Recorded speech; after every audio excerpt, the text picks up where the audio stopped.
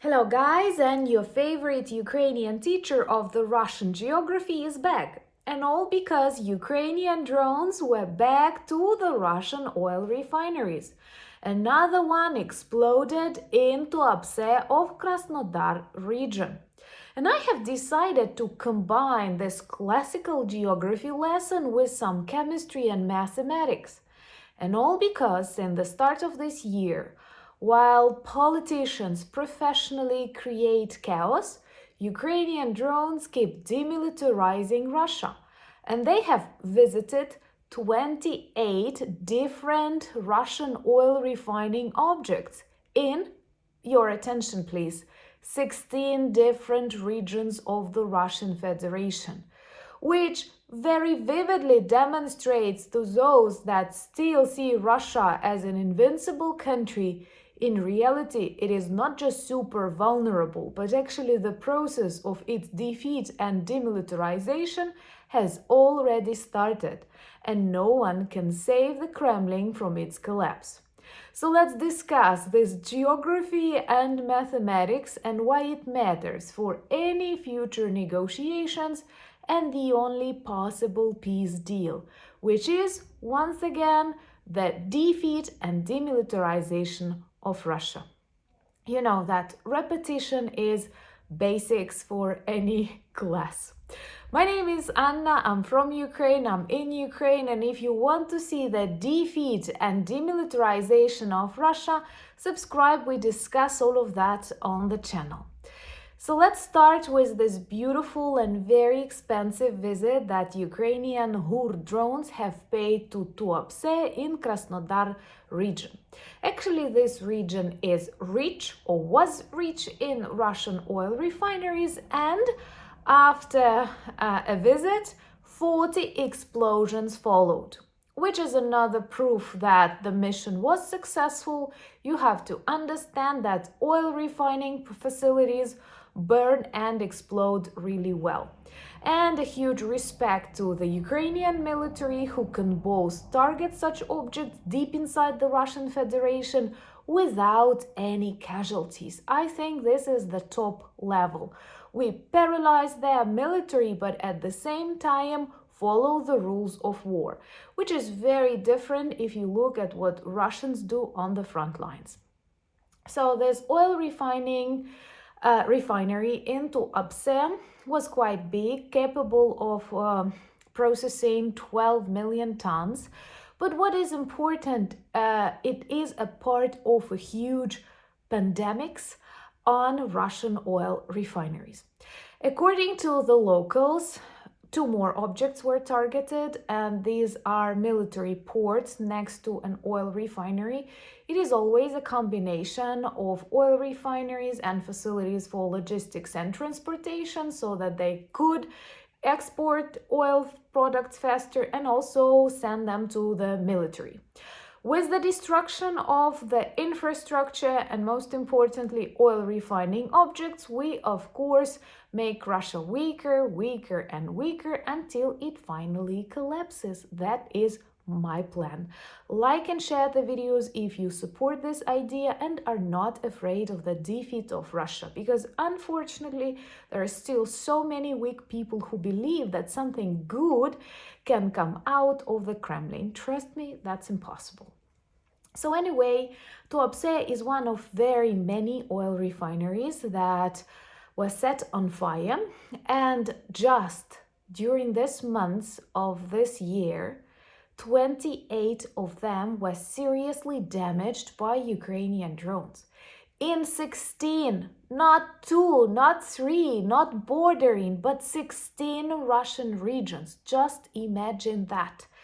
And Putin keeps bluffing when talking to Trump, when talking to Russians, pretending that everything goes according to the plan, when close to 40% of their oil refining facilities aren't working anymore, and the remaining ones are actually located in the Far East, which is super problematic for export and logistics.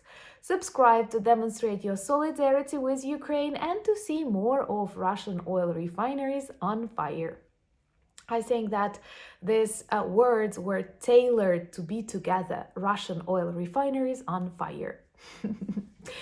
So this is definitely one of the most successful strategies that we have come up with during the 3 years of the full-scale invasion, and a beautiful reminder to those who are super worried that Ukraine will be abandoned and made to give up. Well, I don't think it will happen, but even if some of our partners are out, there are a lot of things that we have managed to develop, and actually most of our best operations are the ones that were developed and conducted by Ukrainian means. You know that we had a lot of limitations and bans for long-range strikes. We never had enough these long-range missiles and so on. But with Ukrainian drones, we have invented a strategy of targeting Russian oil refineries, necessary both for Russian military machine, for Russian economy, and for Russian army. It seems quite simple, but it was genius. And what makes it better, Russia was totally unprepared to defend itself as a classical bully, and their air defense is not working. So, just in 2 months, 28 oil refineries. For a second, people in the US, people in Canada, in Australia, in France, imagine like 28 crucial for your economy objects visited by foreign drones. Your country would be like all over the news, it would be huge. And in Russia, they pretend that everything is okay. This is one more proof why you cannot trust any Russian numbers, Russian statistics, Russian messages. They are totally fake. Totally fake. So I hope that all of these negotiators, when listening to Lavrov, when listening to Trump, will divide by 1,000 anything that these Kremlin criminals tell or try to threaten you with. Ukrainian strategy works. It's not the only one. There are other, and I'm sure you will hear a lot of good, surprising news coming from Ukraine, because we are very determined to win this war. And most importantly, despite all of these very controversial messages coming from the White House, I have to tell you that the Ukrainian situation back in 2022, just 3 years ago when this full-scale invasion started, was much worse than it is now. Because right now we have our army, we have our skills, we do have supplies of weapons. Of course, we will need more because Russia is crazy, but we have partners, and I am sure the evidence will demonstrate Russia cannot be trusted, and the best way to end this war is to defeat, demilitarize Russia. And what would you advise to do with Putin? You can leave your ideas in the comments below, but please be careful. You know, YouTube is very, very sensitive, so make your comments creative so they don't violate the guidelines, but at the same time can give us a hint. How do you see a just end for the Kremlin dictator?